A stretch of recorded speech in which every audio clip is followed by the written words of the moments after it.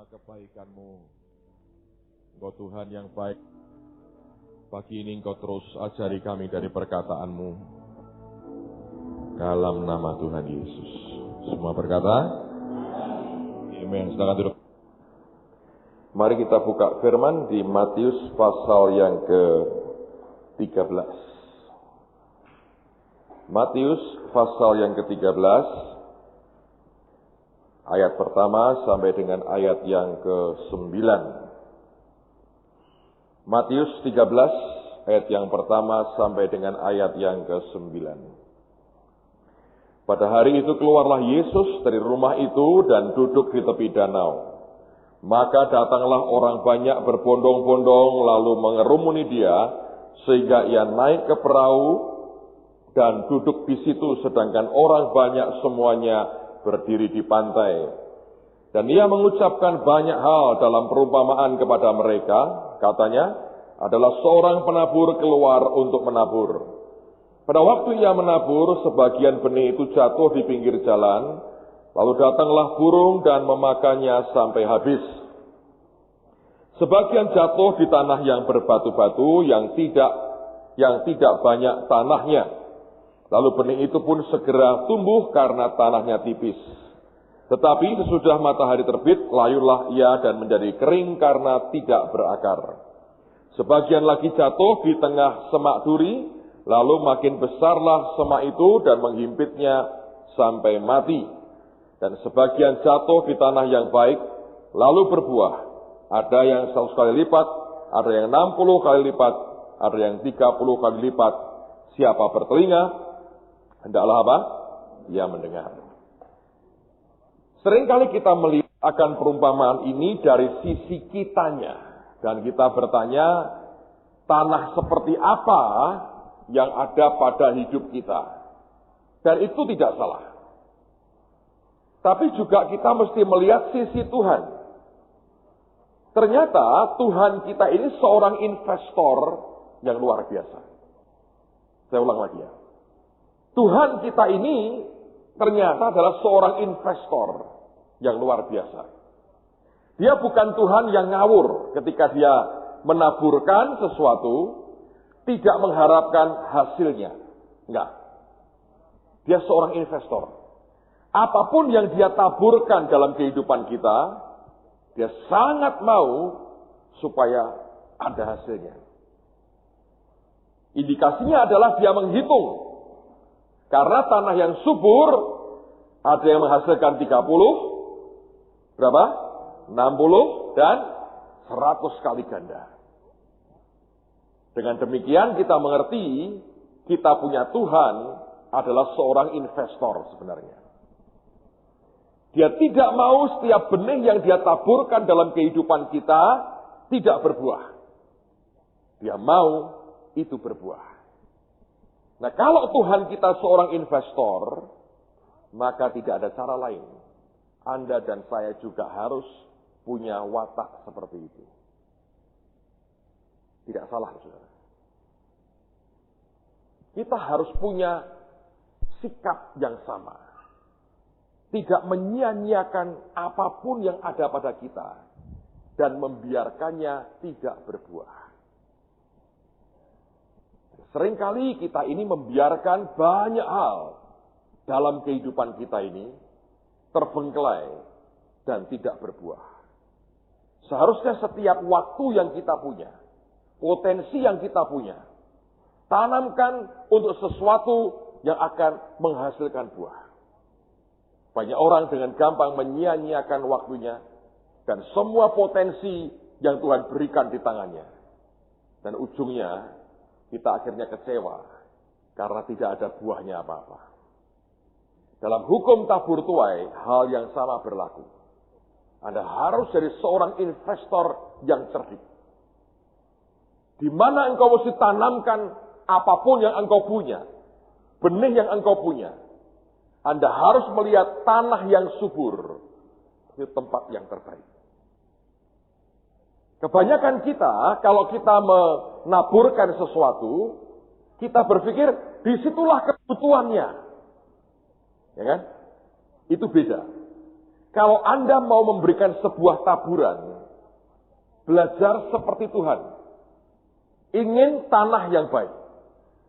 Tapi kalau engkau mau nolong orang, memberkati orang lain, itu lain cerita. Ngerti, saudara? Jangan dibalik. Banyak orang ingin nolong orang, dan dianggap sebagai taburan. Salah. Karena ini kenyataan yang saya mau ajak kita lihat kenyataannya. Alkitab mengatakan ada seorang tuan yang mau bepergian, dan dia punya 3 orang hamba. Masing-masing diberi berapa? Talentanya. 5, 2, dan dasarnya apa? Dasarnya apa? Masing-masing menurut kemampuan atau kesanggupan. Berarti Tuhan itu ngelihat tidak potensinya? Lihat. Dan saya mau tanya, Tuhan salah pilih tidak? Tidak. Yang dia beri sedikit, yang memang paling tidak produktif. Nangkap, saudara? Yang dia beri banyak, itu yang menghasilkan. Nah, kalau Anda mau nolong mereka yang kekurangan, jangan berpikir itu sebuah taburan. Itu memang pertolongan. Beda dengan ketika engkau mau nabur. Lakukan di tempat yang subur. Yang engkau tahu, setiap hal yang engkau berikan akan menghasilkan sesuatu yang luar biasa. Lalu orang berkata, Pak, kan tidak adil. Keadilan Tuhan tidak sama dengan keadilan kita. Keadilan Tuhan tidak sama dengan keadilan komunis dan sosialis yang mencoba membuat sama rata, sama rasa. Itu enggak ada loh. Dia Tuhan yang begitu akurat menaruhkan akan apapun yang dia punya dalam hidup anak-anaknya. Jadi seberapa engkau diberkati, tergantung cara Tuhan melihat seberapa hidupmu akan jadi ladang dan lahan yang subur bagi benih Tuhan. Semakin kita bisa dipercayai, semakin subur kehidupan kita, semakin berbuah akan ditambahi karena buktinya. Talenta yang 1 itu diberikan kepada siapa? Yang punya berapa? 10 talenta. Sudah terima begitu banyak, tambahi lagi. Dia seorang investor. Dalam kehidupan kita ini, Anda juga mesti belajar jadi investor. Saudara bergaul dengan orang pun, itu investasi. Engkau bergaul dengan orang yang engkau tahu, percuma ini. Diomongi seperti apa? Oke, tapi Anda tidak harus menghabiskan seluruh hidupmu dengan orang itu. Saudara mesti ngerti. Ini sisi lain dari sebuah investasi kehidupan yang Anda dan saya mesti melihat. Lihat ayat berikutnya. Yeremia pasal yang keempat. Yeremia pasal yang keempat. Ayat yang ketiga. Yeremia pasal 4 ayat yang ketiga. Alkitab berkata, sebab beginilah firman Tuhan kepada orang Yehuda dan kepada penduduk Yerusalem. Apa perkataannya? Bukalah bagimu apa?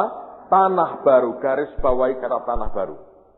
Dan janganlah menabur di tempat duri tumbuh. Kata tanah baru dari kata fallow ground. Apa itu fallow ground? Perhatikan. Di Israel berlaku hukum ini. Setiap tanah ladang terutama ya. Kalau sudah 6 tahun dikerjakan, diolah ladang itu. Tahun ke-7 tanahnya disabatkan. Artinya tanah itu tidak digarap sama sekali sepanjang setahun penuh. Nah, kalau tanah dibiarkan nganggur setahun penuh, Anda bisa bayangkan. Lapisan luar tanah itu akan mengeras dan akan tumbuh apa? Semak belukar. Ya kan? Itulah yang disebut sebagai fallow ground. Nah, kita berkata, bukalah, break up your fallow ground. Buka fallow groundmu itu. Dan dia berkata, jangan menabur di tempat duri tumbuh. Fallow ground harus dibuka. Kapan petani membuka fallow ground-nya? Biasanya mereka menunggu sampai musim hujan tiba. Ketika hujan mulai turun, tanah itu mulai gembur, mulai empuk oleh karena air hujan.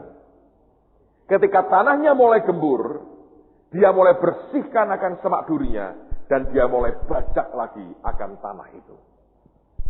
Dengan kata lain, Tuhan mau berkata begini, jangan engkau menabur di tempat di mana Roh Tuhan tidak kerja. Di tempat di mana semak duri yang muncul. Dan tidak ada manifestasi pekerjaan Roh Tuhan. Dan itu merupakan hal yang harus diwaspadai. Karena seringkali hati kita tergerak oleh karena kebutuhan. Saudara harus mengerti bahwa Tuhan sendiri tidak tergerak karena kebutuhan. Kalau Tuhan tergerak semata-mata karena kebutuhan, di tempat yang paling miskin, di desa-desa yang paling terpencil, disitulah dia bekerja dengan luar biasa. Tapi saya mau tanya, kenyataannya hari-hari ini, Tuhan itu kuat kerja di kota atau di desa? Sejujurnya. Hah? Sejujurnya. Gereja-gereja yang diberkati, yang besar ribuan, yang bisa kembang luar biasa, di mana itu? Kenapa nggak di desa? Itu bicara sisi lain. Karena seringkali makin orang terisolir, teman-teman hamba Tuhan ini makin tidak punya wawasan, dan makin tertutup. Alkitab berkata, you shall know the truth, and the truth shall make you free. Engkau akan menerima kebenaran, dan kebenaran apa? Itu kebenaran yang kamu ketahui akan membuat kamu dimerdekakan. Orang yang tinggal terpencil dan tidak pernah hubungan dengan orang lain, pewahyuannya dia akan sangat terbatas. Jarang ada orang-orang yang nekat dengan Tuhan, sendiri cari Tuhan, dan dia bisa ketemu banyak. Di kota, komunikasi jauh lebih cepat. Anda bisa dengar, Anda bisa lihat begitu banyak yang terjadi. Nularnya cepatnya luar biasa. Nah, akibatnya apa? Kebenaran itu, Roma 1:17. Firman itu, rema itu jadi apa? Iman. Karena Tuhan itu merespon akan iman kita. Itu masalahnya. Saya jujur seringkali mengalami kesulitan. Tiap kali saya bertemu dengan teman-teman hamba Tuhan di desa. Secara usia, secara pengalaman asam garam pelayanan, mereka jauh di atas. Tapi itu menciptakan sebuah ego tersendiri, ya kan? Aku berpengalaman. Tapi ketertutupan, terisolirnya itu juga mengerikan. Ketika diberitahu hal baru, langsung berkata. Karena lingkungan dia hidup juga mempengaruhi, saudara. Lingkungan dia tinggal juga mempengaruhi. Atmosfernya itu mempengaruhi untuk berkata, ya udahlah begini udah bagus. Dia nggak bisa melihat aspek-aspek lain di luar sana. Yang sebetulnya juga ada dalam kehidupan kita. Saya berharap saudara bisa megang ini dengan baik. Anda bisa tangkap dengan baik. Karena ini yang sebetulnya penting buat kehidupan kita. Fallow ground, tempat di mana roh Tuhan dibiarkan kerja dan mata bajaknya dibiarkan bekerja. Manusia cenderung untuk mempertahankan status quo, keadaan yang tidak ada perubahan. Kenyamanan ketika mulai digoncang, orang paniknya luar biasa. Kita lebih suka seperti Alkitab berkata, hidup seperti anggur di atas endapannya.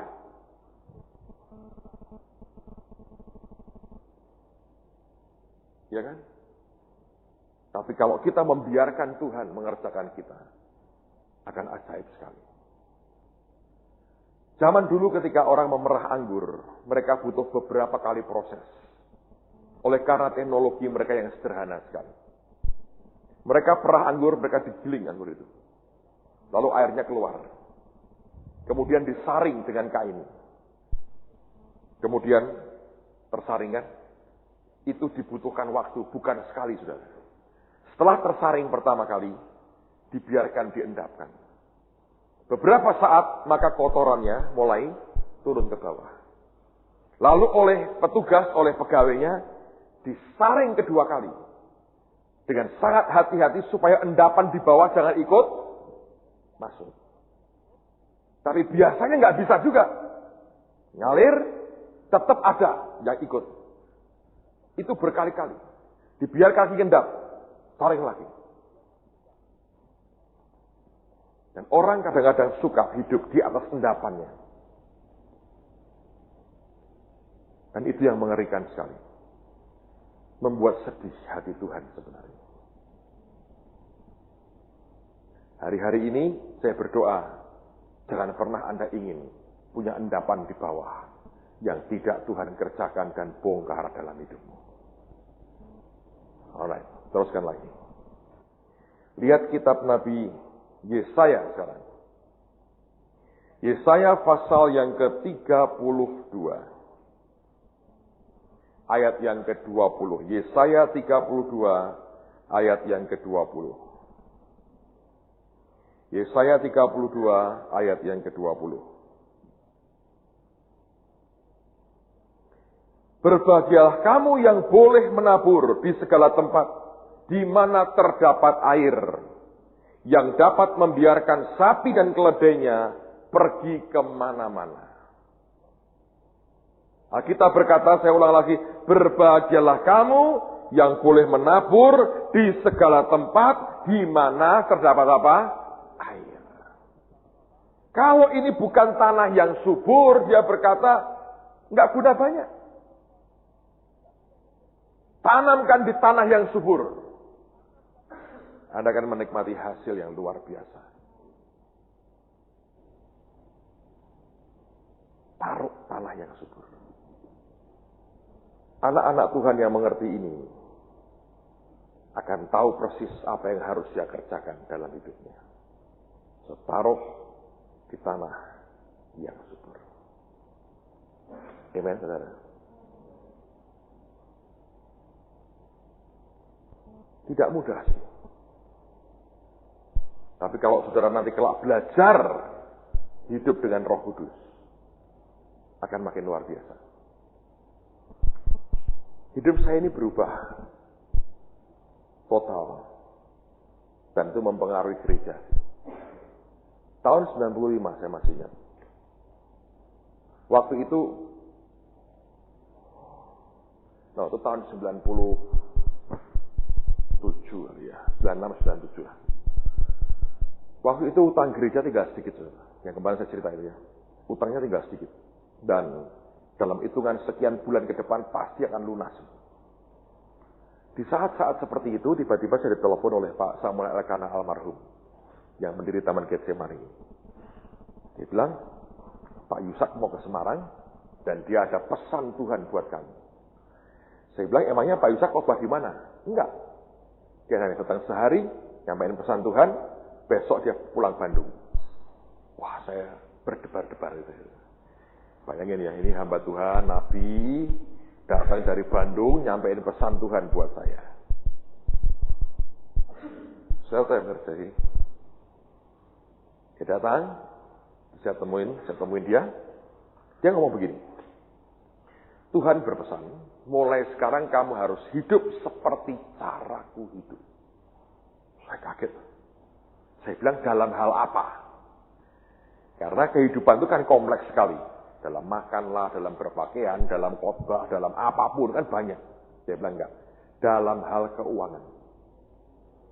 Saya bilang, oke, Pak Yusak, cara hidupmu seperti apa? Dia bilang begini, aku ini kalau terima berkat Tuhan, dari siapapun, lewat siapapun, tidak otomatis bahwa itu adalah milik saya, atau saya berhak menikmatinya. Selalu saya hadapkan ke Tuhan, saya tanya Tuhan, ini buat siapa? Kalau dia bilang buat si A, berikan si A.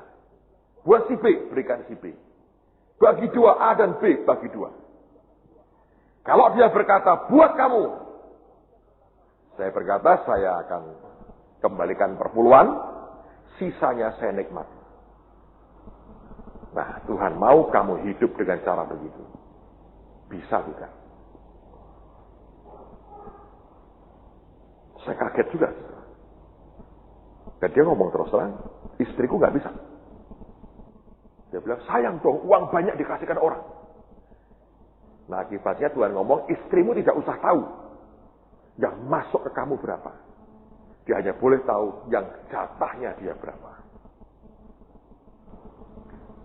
Saudara bisa nggak ide begitu? Kalau Anda kerja, terima gaji, Tuhan ini buat siapa?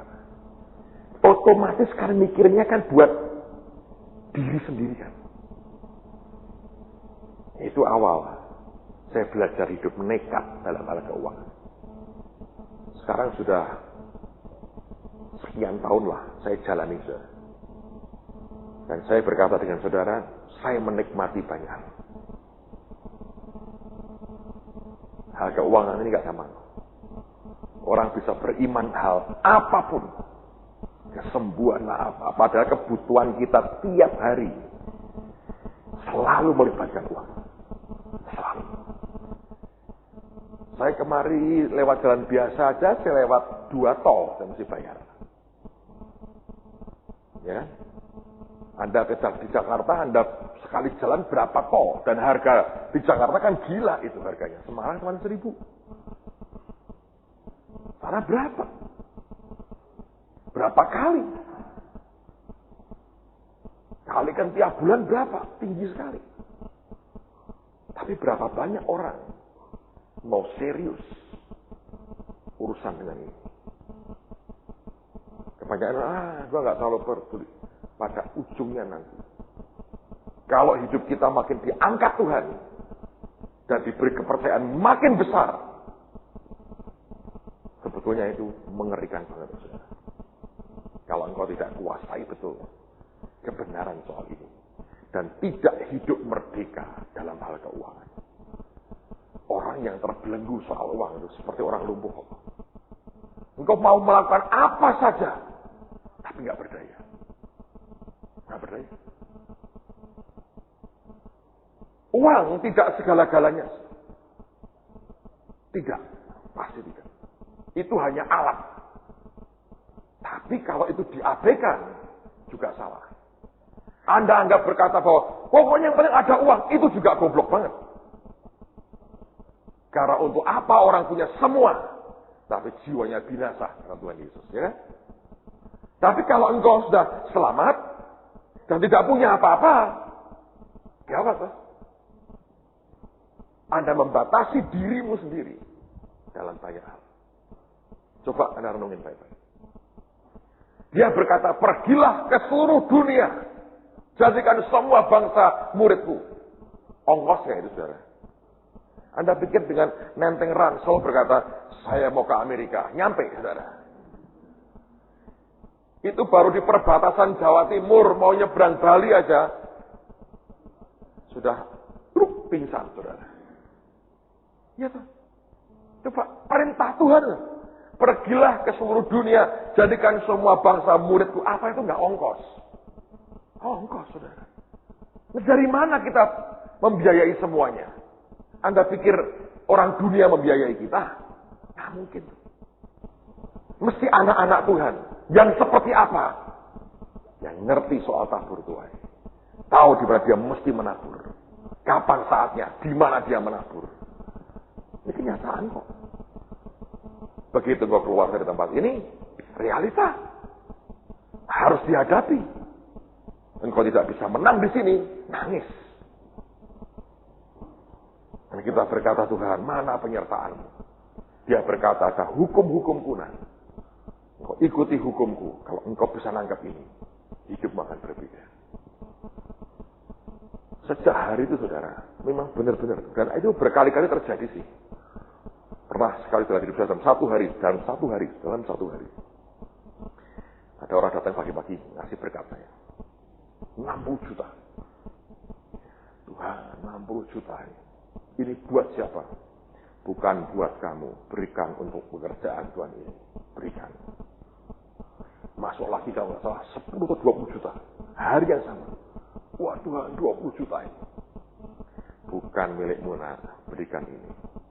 Malam hari ada orang ngasih 1 juta. Bilang, Tuhan, ini untuk siapa?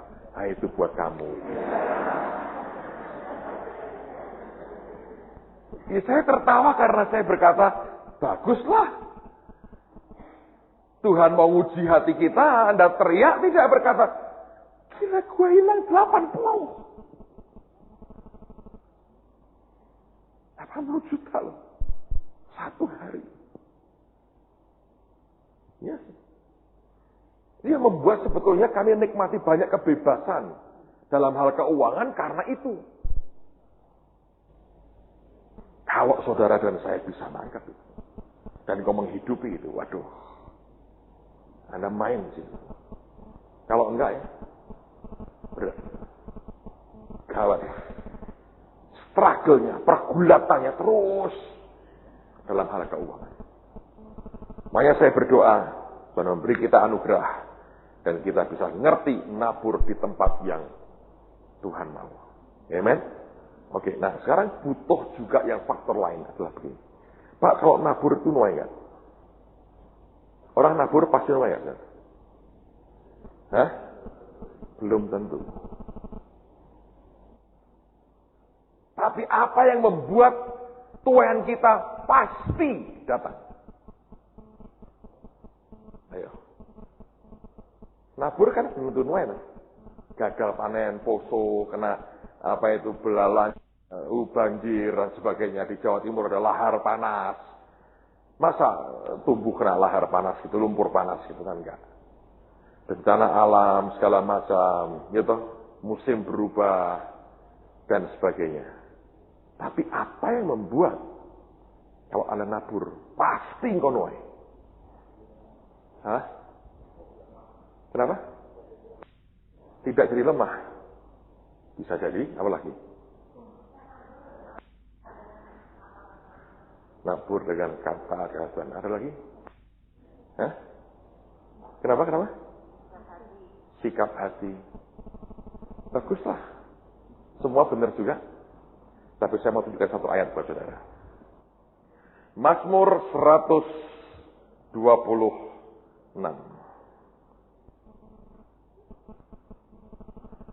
Mazmur 126.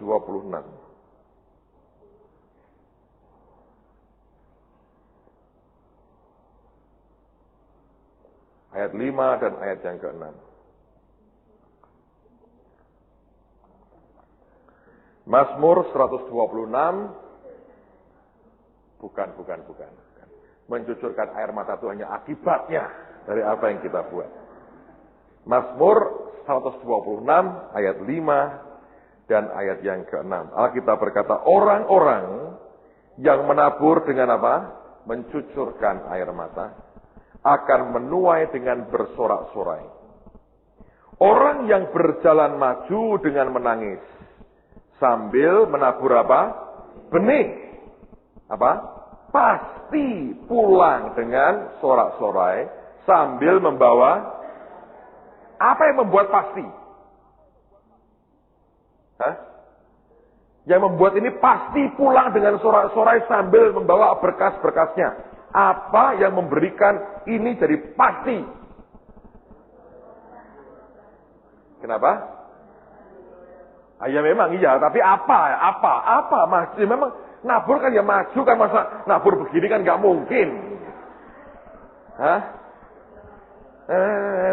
Satu kan. Menabur terus. Ya memang ya apa lagi? Benyaminnya yang cabut Benyaminnya. Pengorbanan. Kata benih di situ intinya. Itu kalau Anda lihat di King James itu precious seed. Benih yang buat Anda itu berharga. Yang kalau Anda lepaskan sakit. Lepaskan, nangis, terus maju, tetap lo taburkan. Itu yang pas diminta Tuhan. Anda berani taburkan. pasti pulang dengan sorak-sorai. Jadi ini bukan sekedar sedekah dan lagu sekolah minggu kita. Persembahan kami menghina banget lah itulah. Setelah itu kiranya Tuhan terimalah lagi dengan senang hati. Nah, akibatnya itu orang seperti memberi sedekah. Tapi ada waktunya, saya percaya, dia mulai bicara dengan kita. Dan dia berkata, aku tahu nak, barang ini precious buat kamu. Barang ini berarti buat kamu. Kalau aku minta, nangis. Jujur nih, saya mau tanya. Siapa yang punya sesuatu yang kayak begitu tuh? Tapi masih di tanganmu, saudara, tangan. Jujur. Kalau enggak jelas, nanti biar Tuhan menjelaskan. Kalau jujur kau berkata, aku punya sesuatu yang berharga banget buat aku.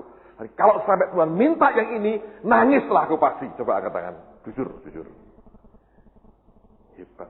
Hanya beberapa orang. Yang lain enggak punya. Benar enggak punya? Oke, mari kita lihat nanti. Bukan suami.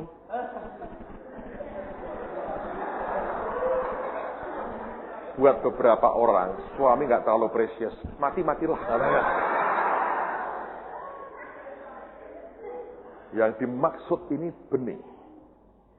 Nah, kalau gaji suami setahun, nah itu Bu, itu marem itu. Kalau suami sih kadang-kadang Tuhan ambillah aku nuai. Nuai apa nggak tahu lah. Suami nakur suami nuai apa. Suami baru sadis banget. Berhenti kerja melayani Tuhan. Ya itu yang hilang gajinya ya Bu ya, bukan suaminya tetap kok. Tapi kalau dia berkata aku bawa pulang ya, nah itu lain. Itu lain. Ya kan saudara? Anda dengar pesan Tuhan dong, nubuatan bukan dari saya. Waktu 2 hari yang lalu, beberapa dari saudara dipilih Tuhan. Suatu hari Anda taruhkan hidupmu bagi Yesus. Ya kan? Jangan dipikiri, caranya bagaimana, harus ngadepin apa. Nggak usah dipikiri. Lewati terus hidupmu. Tuhan akan beri kekuatan yang luar biasa. Percaya. Sebab saya itu mengalami banyak hal. Kalau saya cerita satu demi satu, mungkin apa yang pernah saya lewati. Ini orang sudah hancur dari dulu sudah. Tapi ada, jujur saya berkata, memang betul sih. Ada kayak selubung yang nutupi. Biasanya, tidak bisa. Kayak ada pelapis-lapisannya. Gores sih kayak apa ini? Yang tergores itu seperti lapisan luarnya. Ngeri sih saudara. Contoh nih, nggak di ruang kasar. Yang tahan peluru. Misalnya, ada orang bawa pistol banyak ketembak. Memang tahan peluru, tapi peluru datang ke muka kita itu ngeri. Ngeri loh saudara. Itu ketegangan yang luar biasa loh. Anda berpikir, ya kalau ini nggak jebol. Kalau jebol gimana? Bawain batu dilempar, bom. Mungkin bertahan itu kasarnya. Tapi Anda lihat itu datang. Kalau Tuhan berkata, engkau kuat. Dia konsekuen. Dia beri kekuatan. Precious seed juga sama. Kalau ada sesuatu yang engkau punya, dan dia berkata, aku minta itu ya. Dan saudara berani berikan. Tuhan berkata, kamu berani kehilangan nyawa karena itu, kamu akan memperolehnya. Abraham menyerahkan Ishak, anak yang kau kasihi. Dia hanya punya anak perjanjian satu. Dan satu nyebar begitu banyak. Dan hari ini kita mewarisi berkat Abraham dalam hidup kita. Ya kan? Saya nggak ngomong hanya soal uang. Uang sebetulnya ya, kalau Anda ikuti simple. Tapi ada nanti banyak lain yang bukan uang. Yang satu persatu Anda mesti taruh di mezbah Tuhan. Akhirnya tinggal engkau dan Tuhan sendiri. Dan tidak ada yang lain.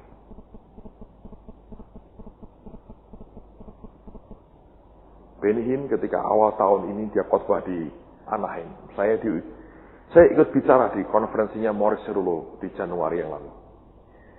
Buat saya kehormatan, saya orang Indonesia pertama yang diminta bicara di konferensinya Morris Cerullo. Dan waktu datang pertama ke sana seperti orang kampung masuk kota, saudara. Karena yang bicara itu ada kayak Benny Hinn, Morris Cerullo, Rick Joyner, apa lagi ya? Saudara sebutlah nama gede-gede, orang-orang begitulah yang hebat-hebat itu bicara. Dan saya bicara di situ. Saya bilang, wah ini keliru nih rasanya. Tapi nggak keliru lah. Jadi waktu pertama kali pembukaan saya hadir di situ, dia ngomong begini, khotbahin salib.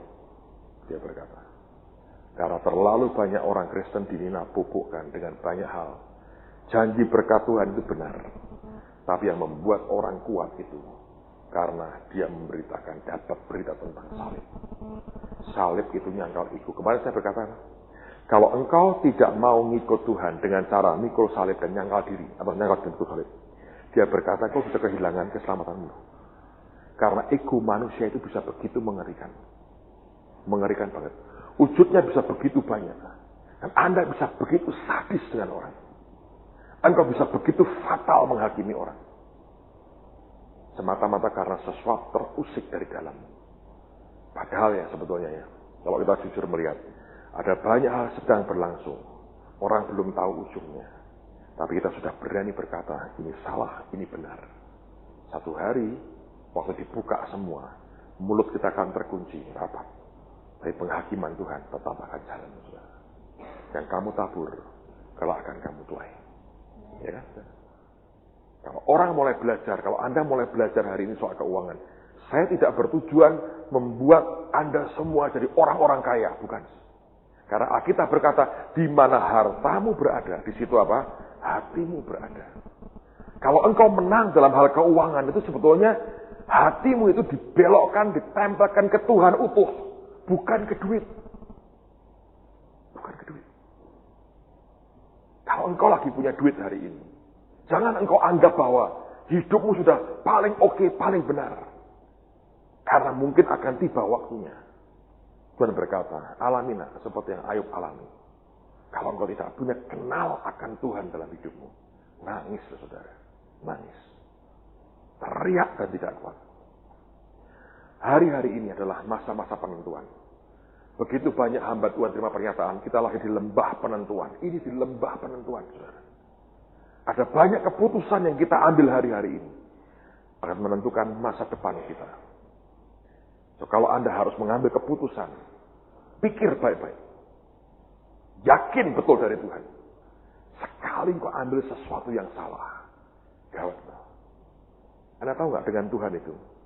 Kadang-kadang sebuah perjudian, tanda petik. Saya gambarkan begini. Ada seorang di padang gurun. Dia jalan dengan air seliter. Dia pegang di jerigen dia.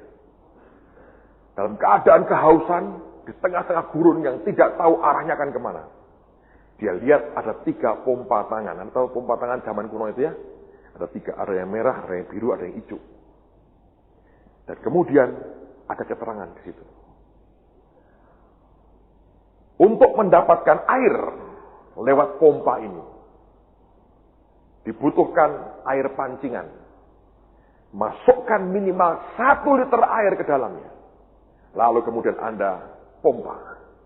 Maka akan keluar air jernih dari dasar gurun ini. Yang tidak pernah habis.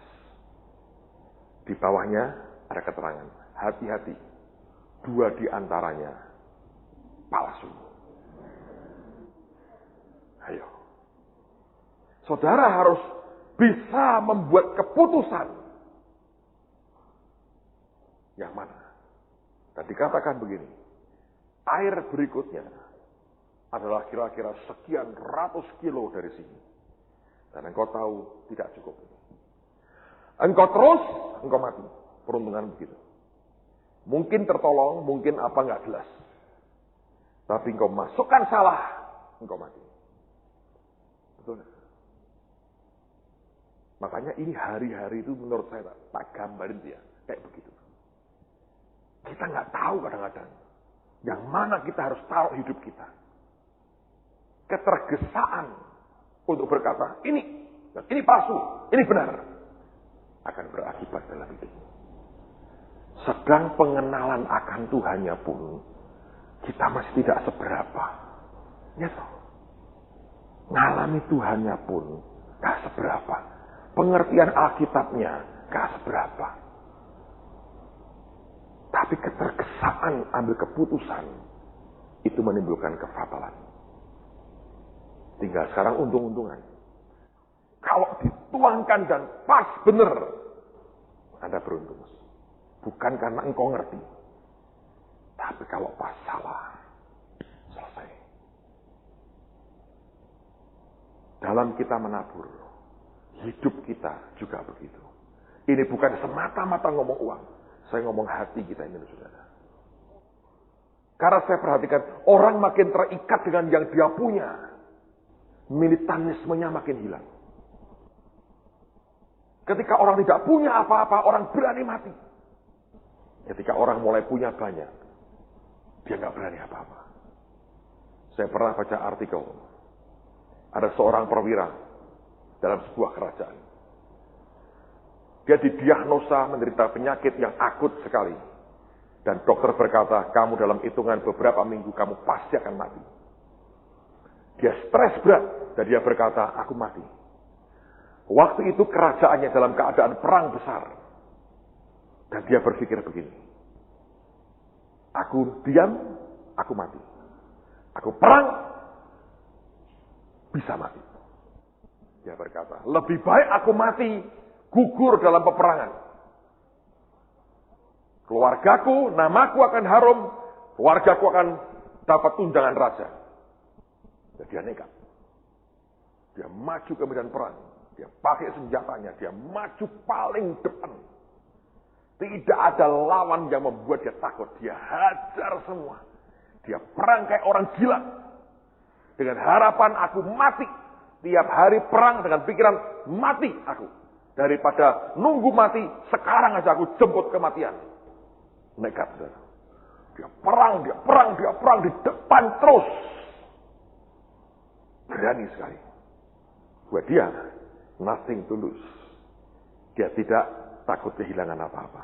Wah, aku mati. Ternyata perangnya menang, dan dia tidak pernah mati. Musuh ketemu dia berkata, ini orang gila, bubar semua.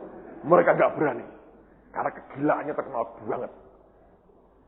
Dan tiap hari raja terima laporan akan perwira ini. Dan raja makin hari makin kagum. Ini orang berani banget. Dan akhirnya raja angkat dia jadi panglima perang. Dinaikkan pangkatnya. Jadi seorang jenderal yang luar biasa. Dengan semua fasilitasnya. Dia diam tidak bergeming. Sedih. Dia berpikir buat apa? Toh seminggu depan aku mati. Dalam keadaan murung raja bertanya, kenapa kamu susah? Apa kamu gak pengen? Apa kamu gak suka dengan semuanya ini? Dia bilang, aku suka. Tapi untuk apa semuanya ini? Toh aku segera akan mati. Dan pada waktu itu raja bertanya, kenapa kamu ngomong begitu? Dia berkata, aku didiagnosa dokterku. Aku punya penyakit yang parah sekali. Dan dia berkata, minggu depan aku mati. Raja berkata, mana bisa. Dan pada waktu itu dia kumpulkan semua tabib terbaik di negaranya. Dan dia berkata, periksa orang ini. Obati pokoknya. Apapun penyakitnya. Dan kemudian di treatment, didiagnosa begitu rupa. Lalu mereka menyimpulkan begini. Tidak seburuk yang diduga. Dan obatnya ada kok. Dirawat 2 minggu, sembuh total. Bayangin. Dan dirawat, betul-betul sehat. Semua gejala awalnya hilang, dia sehat banget. Dan nikmati kan? Dia panglima perang. Bulan berikutnya, perang lagi meletus. Dan dia seorang panglima perang. Kali ini dia perang di mana? Di belakang. Dia suruh anak buahnya maju ke depan. Dan dia perang di mana? Di belakang. Dia tidak pernah mau berhadapan dengan musuh. Takut apa? Takut mati. Apa yang membuat seorang begitu pemberani Jadi begitu penakut. Fasilitas, harta, kekayaannya mengubah mentalnya. Kalau raja mau berperang, dia bilang, raja jangan perang, perundingan dulu. So, kalau perang, dia harusnya mimpin pasukan. Dan kemungkinan dia mati itu ada. Orang itu berubah karena harta. Orang bisa berubah karena kenyamanan. Orang bisa berubah karena mencintai dirinya sendiri. Saya berdoa kita jadi orang-orang Kristen yang militan, saudara. Kenapa kita perlu belajar soal keuangan? Pertama-tama saya tidak ingin berkata bahwa mari lulusan TSO harus kaya raya. Loh, kalau bisa begitu, fine, bagus lah. Saya ikut senang. Tapi tujuan utama saya adalah saya kepengen Anda semua dan saya, hatimu hanya melekat kepada Yesus, tidak kepada yang lain. Tapi tidak ada cara lain kecuali kita merdeka dalam hal keuangan. Itu aja. Bukan semata-mata supaya kita kaya. Untuk apa kalau kekristenan cuman untuk kekayaan? Apa bedanya engkau ke dukun cari kekayaan? Itu memberikan hidupmu sebagai tumbal. Kalau hanya itu tujuannya naif banget. Tapi saya ingin hatimu itu melekat ke Yesus. Setelah engkau diberkati, setelah engkau punya semuanya, berubah tidak? Ke Tuhan berubah tidak? Dan pertaruhanmu, seberapa yang kau pertaruhkan sebetulnya? Itu pertanyaan. Ketika kau tidak punya apa-apa, kau bertaruh semuanya. Heran sekali ketika orang tambah kaya, dia merasa harus berhikmat. Dan tidak perlu seperti dulu lagi. Padahal dia tidak mungkin di posisinya sekarang. Kalau dulu tidak gila-gilaan dengan Tuhan. Berapa banyak orang bisa berubah. Ketika dia nggak punya apa-apa, dia memberikan perpuluhan dari gross. Semua income-nya potong langsung perpuluhan. Ketika tambah kaya, dia berkata, kita perlu berhikmat. Setelah dikurangi ini, dari neto saja kita berikan perpuluhan. Kok bisa berubah? Hatinya geser.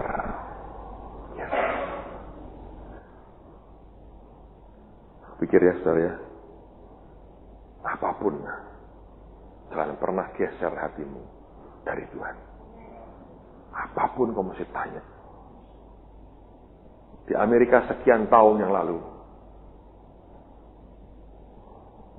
ada sebuah slogan, What would Jesus do? Apa yang akan dikerjakan oleh Yesus?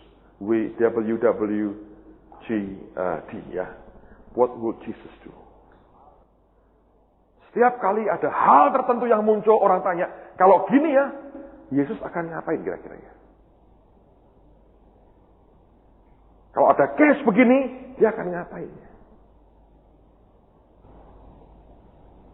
Dan dalam hidup Tuhan kita tahu, selama di dunia, tarik-tarikan sekitarnya itu mengerikan sekali.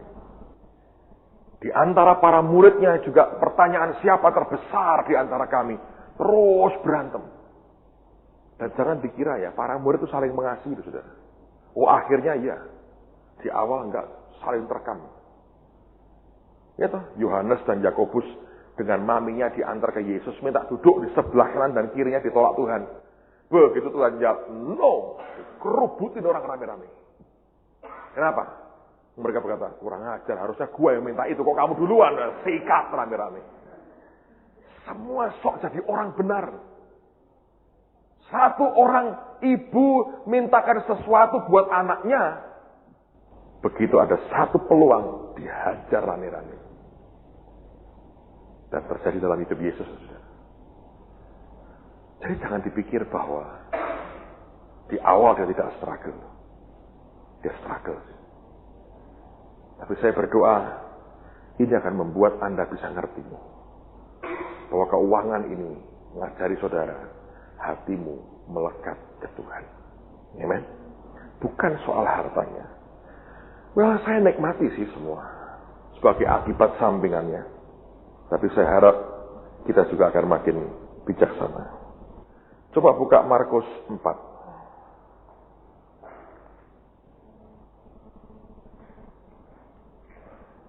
Beberapa ayat dan kita akan break, nanti kita akan teruskan lagi. Markus pasal yang keempat. Ayat 26 sampai dengan ayat yang ke-29.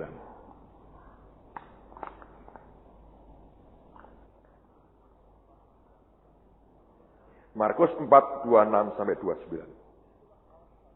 Lalu kata Yesus, beginilah hal kerajaan Allah itu seumpama orang yang menaburkan benih di tanah. Lalu pada malam hari ia tidur dan pada siang hari ia bangun. Dan benih itu mengeluarkan tunas dan tunas itu makin tinggi.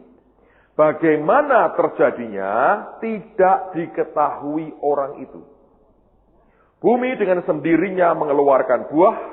Mula-mula tangkainya, lalu bulirnya, kemudian butir-butir yang penuh isinya dalam bulir itu. Apabila buah itu sudah cukup masak, orang itu segera menyabit, sebab musim menuai sudah tiba. Waktu kita menabur, ada musimnya. Ada suatu mekanisme otomatis yang terjadi. Tabur, ada proses Tuhan di belakangnya yang kita nggak tahu. Tapi kemudian tuaian diberikan buat kita. Dan kita harus mengerti segala sesuatu itu ada seasonnya, ada musimnya. Dan kalau kita bisa nangkap setiap kali itu ada musimnya, engkau akan tahu bahwa yang engkau tabur hari ini, engkau mungkin tidak akan berkata, besok dong Tuhan, besok tuaiannya. Engkau tahu ada musimnya. Dan bagaimana terjadinya, seringkali kita nggak ngerti. Tapi saya berharap Tuhan akan membuat kita terus mengerti hal-hal ini. Ada musimnya, saudara. So, naburlah di musim yang tepat. Di saat Tuhan perintahkan Anda lakukan. Dan kemudian biarkan pada musim yang tepat juga Anda menikmati akan tuaiannya. Amen. Kita akan teruskan nanti setelah break. Dan bagian nanti sebelum kita selesai makan siang, ada hal yang saya mau kerjakan yang akan jadi berkat buat hidup saudara. Mari berdiri sama-sama saudara. Haleluya. Kenapa Anda tertawa? Tidak percaya apa yang saya katakan. Orang berkata, ya ini mungkin paling tes lah atau apalah. Ya mungkin lah, tergantung kemurahan hatiku. No. Saya serius saudara. Saya serius. Saya mau tanya sejujur-jujurnya. Siapa yang hari-hari ini Anda sedang bergumul soal masalah keuangan, kebutuhan keuangan. Serius tuh, serius, jangan asal angkat tangan. Serius Anda sungguh-sungguh membutuhkan keuangan. Serius. Tinggi banget ya angkat tangannya. Mari angkat tangan semua aja lah. Tuhan Bapa bawa, hadapkan semua kebutuhan kami kepadamu. Engkau Tuhan luar biasa, Engkau Tuhan yang baik. Hamba berdoa dalam nama Tuhan Yesus. Tuhan, tolong anak-anakmu. Beri kami semua berkat yang daripadamu. Berkat Tuhan yang menjadikan kaya. Dan Engkau tidak menambahnya dengan kesusahan dalam hidup kami. Turunkan anugerah-Mu Tuhan, turunkan anugerah-Mu. Besar anugerah-Mu.